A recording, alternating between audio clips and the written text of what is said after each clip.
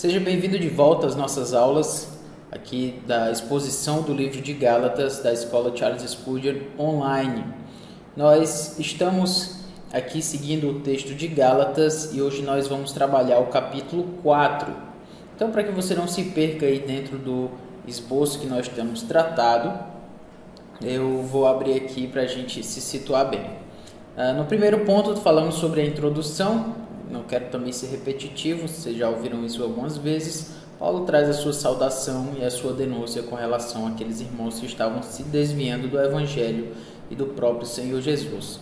No segundo ponto, que vai do capítulo 1 até o capítulo 2, o versículo 10 do capítulo 1 até o versículo 21 do capítulo 2, Paulo faz uma vindicação do Evangelho. O Evangelho da graça é verdade, mediada por intermédio de Paulo, pelo próprio Cristo, independente de homens, aprovada pelos outros apóstolos e com autoridade para corrigir erros. Então é assim que Carlos Oswaldo Pinto desenvolve o argumento aqui de Paulo, mostrando que o Evangelho que ele prega é um Evangelho verdadeiro, que há várias autorizações, vamos dizer assim, vários aspectos que vindicam, que afirmam e reconhecem que esse Evangelho é um Evangelho verdadeiro, tanto o próprio Cristo, até mesmo homens como os apóstolos, e inclusive com tanta autoridade para corrigir erros, como já mencionamos também. A terceira parte desse argumento é a sua elucidação. Então ele não só expõe e vindica o seu evangelho, mas agora ele elucida, ele lança luz a fim de mostrar que a superioridade do programa divino da salvação, que é a justificação e a santificação, ambos o pacote da salvação pela fé, exige que os gálatas abandonem o cristianismo judaizado, que era esse cristianismo que dizia que precisava seguir alguns pontos da lei para que se pudesse ser um salvo no Senhor Jesus. Então era importante que os gálatas reputassem esse cristianismo judaizado como um falso evangelho contrário ao programa de Deus e prejudicial àqueles que o adotam. Até agora, no capítulo 3, até o versículo 29, nós falamos dessa primeira parte aqui, que é a parte que fala como um falso evangelho contrário ao programa de Deus. Então nós mencionamos nas últimas aulas que esse evangelho ele não fazia sentido com aquilo que Deus tinha programado, ou seja, planejado para ser aquilo que seria o plano da salvação. O evangelho judaizado, ele era um evangelho que ia contra a própria natureza de Deus. E Paulo expõe isso dentro do capítulo 3. Agora no capítulo 4 a gente vai perceber que Paulo vai mostrar também que não só esse evangelho é contrário ao programa de Deus, como ele também é prejudicial àqueles que o adotam. E a gente vai ver como esse evangelho de fato prejudica aquelas pessoas que adotam, que creem nesse evangelho falso. A gente vai perceber que problemas, que mazelas são causadas por esse evangelho. Então, baseado nesse esboço aí que nós vamos seguir hoje, vamos ler então o texto propriamente dito. Digo, pois, que durante o tempo em que o herdeiro é menor, em nada difere do escravo, posto que é ele senhor de tudo, mas está sob tutores e curadores, até o tempo pré-determinado pelo Pai. Assim também nós, quando éramos menores, estávamos servilmente sujeitos aos rudimentos do mundo. Vindo, porém, a plenitude do tempo, Deus enviou o seu Filho, nascido de mulher, nascido sob a lei, para resgatar os que estavam sob a lei, a fim de que recebêssemos a adoção de filhos. E, porque vós sois filhos, enviou Deus ao nosso coração o Espírito de seu Filho, que clama, Abba, Pai. De sorte que já não és escravo, porém filho, e sendo filho, também herdeiro por Deus. Esse é um texto muito interessante aqui para nós trabalharmos, certo? Especialmente porque Deus vai mostrar que a salvação pela fé, ela é superior porque ela oferece algo que nós vamos chamar aqui de liberdade. É interessante, já que ele vai falar muito sobre esse aspecto de escravidão sobre a tutela daquele que seria o Aio, o pai da Gogos, e Paulo vai mostrar aqui que a superioridade da salvação pela fé, ela oferece essa liberdade, né, e essa herança também como filhos adultos, né? Então não só uma liberdade, mas também uma herança. Nós não somos somente recebedores de um presente específico, mas nós somos filhos, recebemos uma herança da parte de Deus. Então a gente vai ver que essa liberdade e essa herança, elas estão aqui contrapostas por Paulo por aquilo que nós vamos ver que é a escravidão. A escravidão que a lei acaba impondo àqueles que a seguem, certo? Então, basicamente é isso que nós vamos ver aí do versículo 1 até o versículo 7, no capítulo 4. Paulo vai mostrar aqui o seguinte, ele fala o seguinte: digo, pois, que durante o tempo em que o herdeiro é menor, em nada difere de escravo, posto que é ele senhor de tudo. Perceba que a ilustração que Paulo já falou acerca do pai da Gogos, né, daquele que é traduzido na atualizada como Aio, né? Já falamos sobre isso. Então, esse Aio, esse pai da Gogos, seria aquele que leva o filho do Senhor e que sobre quem aquele que é o filho do Senhor está sob a tutela. Então, ele cuida, ele meio que até prende, vamos dizer assim, aquela criança, no sentido de que ela não tem acesso a todos os privilégios de filho, porque ela nem pode ter esse acesso, já que ela é menor, né, menor de idade. Então ele diz que durante o tempo em que o herdeiro é menor, ou seja, cronologicamente, durante o tempo ali da lei, Paulo diz que o herdeiro em nada difere do escravo.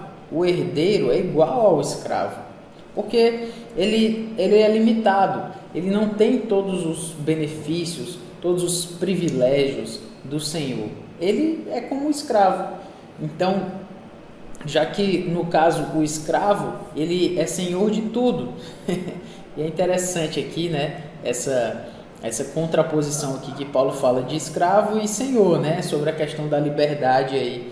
Enfim, ele mostra que o escravo, ironicamente, é senhor sobre o filho do Senhor. Não sei se você está aí compreendendo o que eu estou falando, mas o escravo, ele meio que manda no senhor, no filho. Aliás, o escravo, o pai da Gogos, ele manda no filho do Senhor. Ele é senhor sobre o filho do Senhor. Esse é o jogo de palavras aí que Paulo está mostrando, né? Esse escravo nada difere do escravo, posto que ele é senhor de tudo, mas está sob tutores e curadores, ou seja, são pessoas que cuidam daquilo que é seu, daquilo que é seu privilégio. Ele até tem, mas não tem acesso ainda, até ao tempo pré-determinado pelo pai. Então a questão aqui não é o escravo nem o filho do Senhor. A questão aqui principal é o pai. Quem define as questões dentro dessa ilustração aí, dentro da família, dentro dessas relações, é o pai. Então é o pai que determina até quando esses curadores vão trabalhar, até quando esses curadores e tutores eles vão restringir os privilégios do filho. Então ele diz: assim também nós, quando éramos menores, Paulo está agora explicando a sua analogia, estávamos servilmente sujeitos aos rudimentos do mundo. Então vou colocar aqui em vermelho, mostrando que é a questão da lei aqui. Servilmente sujeitos aos rudimentos do mundo. Vindo, porém, à plenitude do tempo, Deus enviou o seu Filho, nascido de mulher, nascido sob a lei. Então, no tempo da lei, o que havia era uma escravidão relacionada aí à nossa vida sob a lei, sob aquilo que a lei colocava sobre a nossa vida. E ela nos coloca, né, nos mostra então como escravos. Essa questão aqui dos rudimentos, né, do mundo pode ser entendido aqui como aquilo dos aspectos da lei, certo? Essa é uma expressão um tanto complexa mas aqui em Gálatas ela é um pouco mais fácil de entender, porque ela mostra aquilo que é o inicial, aquilo que é o princípio, né? Que veio antes, no caso, a lei, depois veio a fé, no caso, a salvação pela fé, a graça, né? Mas o que Paulo está mostrando aqui é que nós estávamos servilmente sujeitos, então a questão aqui sobre escravo e senhor, então nós éramos escravos da lei.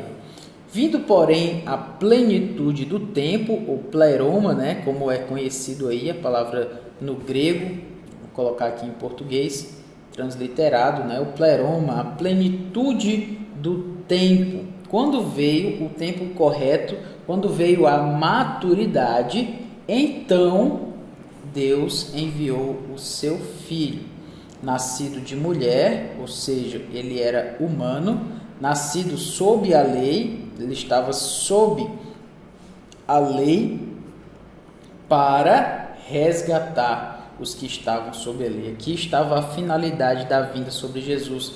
Jesus veio acabar com essa escravidão. Jesus veio para aquele que a lei, ela foi só esse aio aqui, ela conduziu até Cristo, certo? Então, quando Cristo chegou, a escravidão acabou. Ele nos libertou da escravidão para resgatar os que estavam sob a lei, sob os rudimentos da lei. Essa é a questão aí que Paulo quer mostrar. A fim de que recebêssemos a adoção de filhos. Então, Paulo, ele vai um pouco além aqui. Ele mostra que nós, a relação entre nós e Deus, a partir da salvação pela fé, é de que ele nos torna filhos. Interessantemente, antes ele tinha falado sobre os filhos de Abraão, né? De como os judeus se denominavam filhos de Abraão, e isso já era uma grande coisa para o judeu. E agora Paulo diz, olha, quando Jesus veio, ele veio para nos resgatar da lei, e mais, para que nós recebêssemos a adoção de filhos. Agora nós somos filhos de Deus, não é nem de Abraão, é de Deus. Então é algo bem excelente, né? Por conta não só da liberdade, mas aqui com relação, primeiro aqui como ele falou, né? Jesus veio para nos resgatar, então isso aponta para a liberdade, e agora a adoção de filhos aponta para a herança, essa herança aí sobre a qual Paulo está falando, né? Então, porque vós sois filhos, Paulo vai dizer, já que vocês têm esse novo status a partir da salvação pela fé, Deus enviou ao nosso coração o Espírito de seu Filho, a nossa herança. Uma bela mensagem aqui que Paulo está mostrando para a gente é que Deus nos deu um status maravilhoso. Ele nos deu o Espírito de seu Filho, um excelente presente, um excelente consolador, né? Enfim, que clama Abba, Pai. Ou seja, Paulo está mostrando aqui para a gente que Deus não nos deu só um status de quem foi aceito, mas a aceitação de Deus é uma aceitação na sua própria família. Deus nos fez filhos, e essa é a beleza do Evangelho, essa é a beleza da salvação pela fé. Então Paulo diz, olha, você não é mais escravo. Antes você estava escravizado, mas Jesus veio, trouxe a maturidade, a lei conduziu você até Cristo. Quando Cristo chegou, quando a maturidade chegou, então você não é mais escravo. Agora você é filho, e sendo filho, você também é um herdeiro de Deus. Ou seja, toda essa questão aqui trazida a respeito então da nossa herança novamente. Então Paulo mostra aqui para a gente a beleza da salvação pela fé, que nos dá a liberdade. Cristo nos dá a liberdade daquilo que era, daquilo que nós estávamos escravizados anteriormente a partir da lei, da escravidão da lei, mas Cristo também nos dá uma herança. Ele nos faz filhos de Deus a partir da salvação pela fé. Então, basicamente, eram essas questões que nós queríamos falar, lembrando aqui que Paulo está falando de uma coisa interessante chamada liberalia, certo? Essa era uma cerimônia, vamos dizer assim, que era uma cerimônia romana que indicava a liberdade, vamos dizer assim, a maioridade do filho.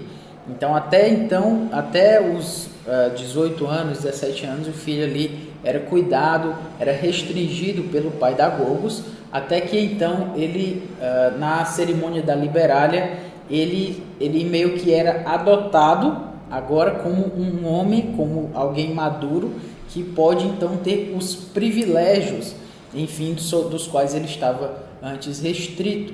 Então, é essa ideia aqui da liberalia que Paulo está mostrando que, sob o aspecto da lei, nós estávamos sob a lei como escravizados pela lei que seria o nosso Senhor, mas a lei foi só esse escravo, só esse pai da Gogos que nos levou até Cristo. Quando Cristo veio, nós salvos pela fé, pela graça de Deus, então fomos feitos adotados novamente, então, como filhos e herdeiros dessa promessa maravilhosa que Deus nos dá. Vamos aqui então para o final dessa sessão, do versículo 8 até o versículo 11, quando Paulo diz: outrora, porém, não conhecendo a Deus, servíeis a deuses que por natureza não são. Mas agora que conheceis a Deus, ou antes, sendo conhecidos por Deus, como estáis voltando outra vez aos rudimentos fracos e pobres, aos quais de novo quereis ainda escravizar-vos? Guardais dias e meses e tempos e anos. Receio de vós, tenha eu trabalhado em vão para convosco. Bom, basicamente o que Paulo está mostrando aqui é uma ansiedade com esses irmãos, é algo que o tem feito impressionado da forma mais negativa possível. Mas o que eu quero mostrar aqui também é outra questão.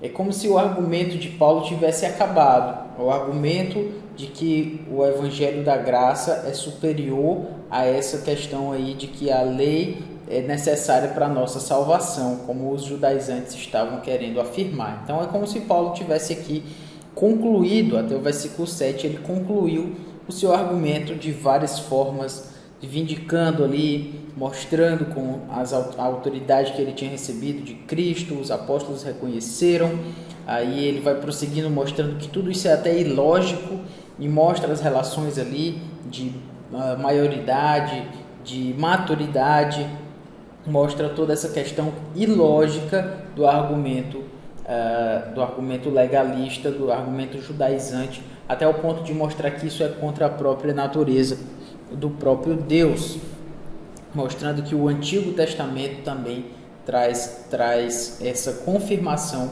ao Evangelho da Graça. Então, é como se Paulo terminasse o argumento, mas como se ele ainda não tivesse sim satisfeito naquilo que ele falou. Ainda falta um pouco mais ainda, parece que ainda falta um endereçamento, parece que falta uma fala ainda mais direta a esses irmãos.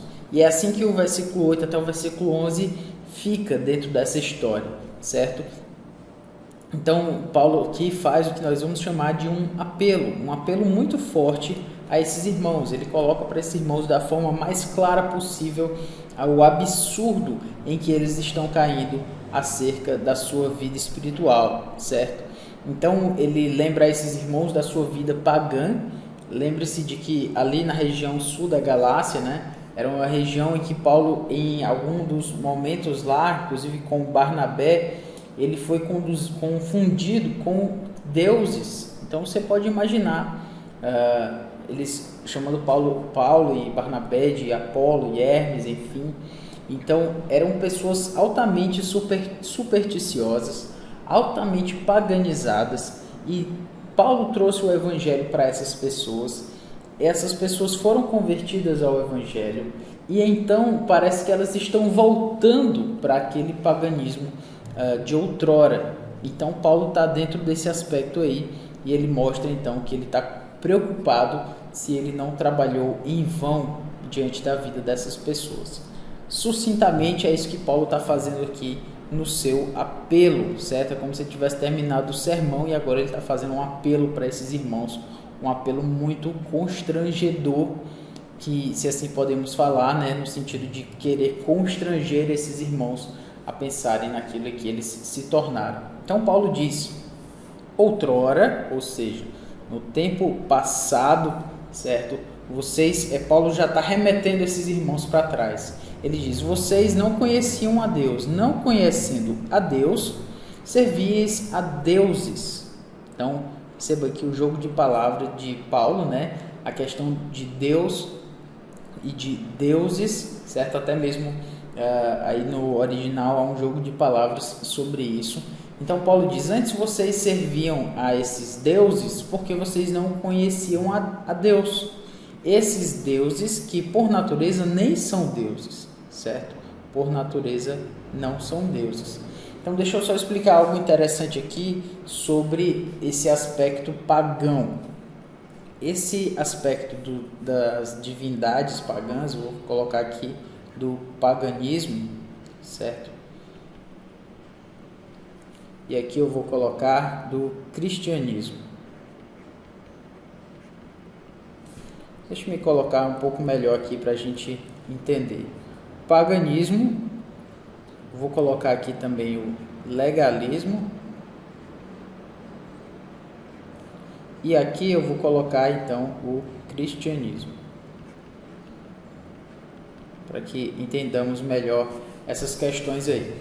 Paulo diz: mas agora que conheceis a Deus, ou antes, sendo conhecidos por Deus, como estáis voltando outra vez, ou seja, outrora, né? Paulo está retomando aqui o argumento, aos rudimentos fracos e pobres. Essa palavra rudimentos aqui é a palavra em grego,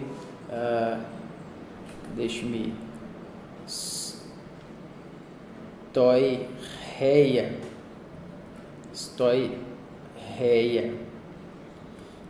que é a mesma lá para os rudimentos, que nós já falamos, os rudimentos do mundo, aquilo que era o princípio, para onde eles estavam voltando, certo?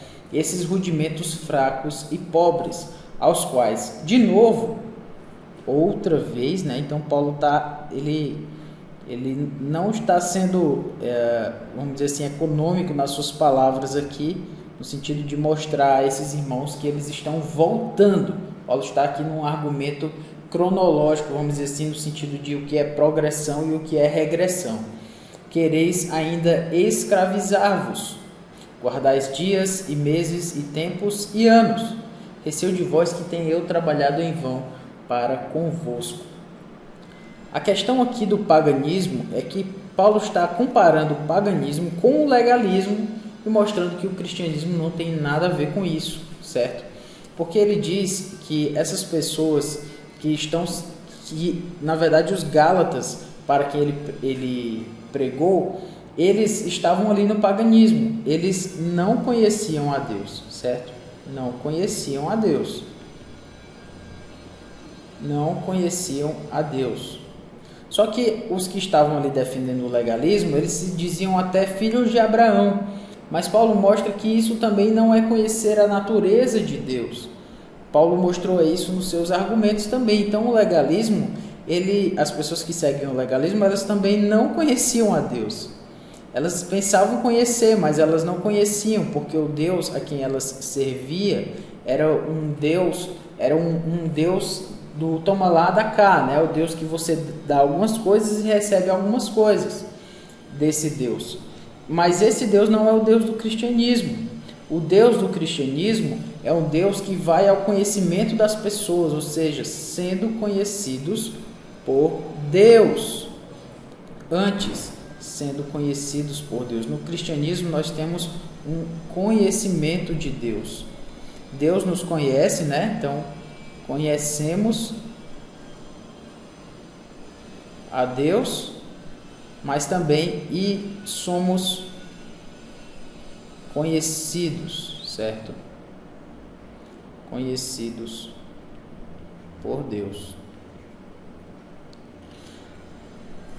Perceba aqui também que, ou seja, quero só explicar aqui antes essa questão aqui do conhecer, certo? Quando Paulo fala aqui de conhecer, ele está usando uma palavra interessante no grego, que é a palavra gnosko, certo?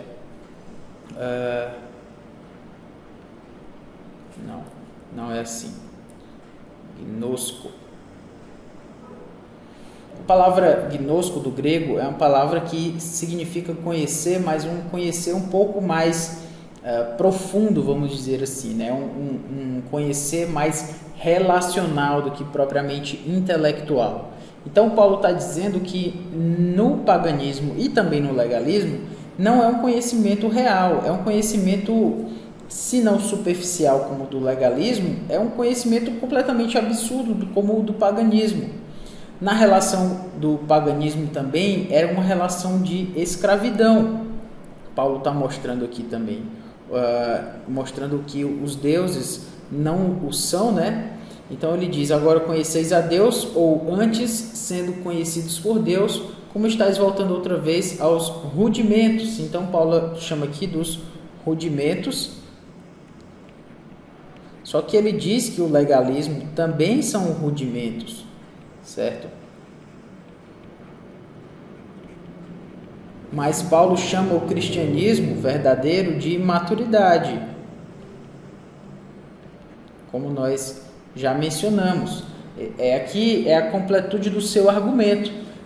Ele chamou o paganismo de rudimentos, rudimentos fracos e pobres, ou seja, aquele princípio para onde vocês estão voltando aí, que não tem muito sentido, que é fraco, que é pobre, assim como aquele legalismo também, como ele diz lá, os rudimentos do mundo, no seu argumento anterior, mas o cristianismo ele chamou antes de maturidade. Então ele diz: como estáis voltando outra vez? Então quando Paulo está mostrando aqui, o paganismo seria voltar, certo? É voltar outra vez, é seguir para trás no paganismo, porque era onde eles estavam antes.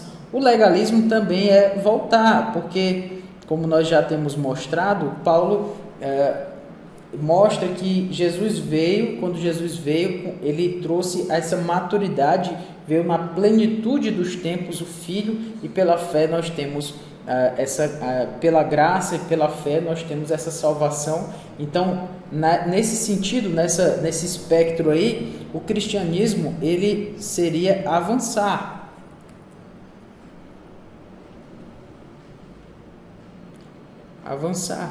Mas legalismo e paganismo seriam retornar, seriam voltar outra vez aos rudimentos.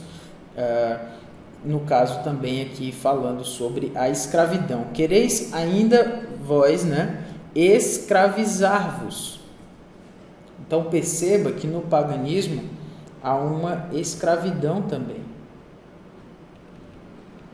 Bem como no legalismo. Você seguir a lei para ser salvo, você vai ser escravizado, porque ela não vai lhe salvar. Ela vai lhe restringir sua liberdade, inclusive mostrando o quanto você é pecador, e você vai ficar escravizado nesse relacionamento aí, porque você não vai ter como se soltar disso.